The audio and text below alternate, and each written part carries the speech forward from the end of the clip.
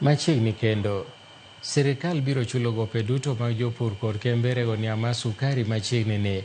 Maeri en kaluwore gi jatend migao mar pur Mutahi Kagwe koloso gi jokanyo mag riwruok jopur niang' e pacho ka, bod mar sukari kod jochung' mag kembe sukari 4 manoket e lwet ji giwegi. Jatend migaono nolero ni tieko chulo gope mag jotich en gino ma gimiyo thuolo mokwongo e bwo telo mare.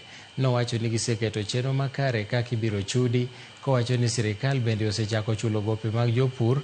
Bende kolero ni okang' ma kama gikawo mar keto kembe moko manie lwet ji giwegi mar keto kembego eko mondo ti e yo makare, kowacho ni okang' ma kamano ne en gino mane geto chiro sekta mar sukari mosebedo ka ni mane chonge.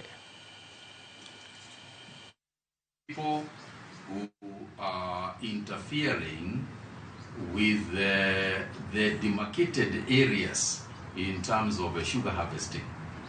And I know that the sugar board,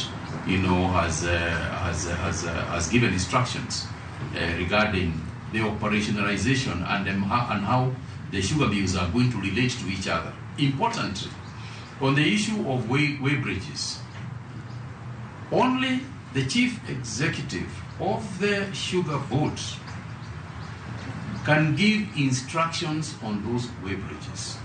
So let's not have anybody else giving any instructions about these weighbridges. Because I hear that there is some confusion regarding who says where it is to be put, then another one comes, it is removed, somebody else comes, another one is put, Toa hii, Rudisha hii,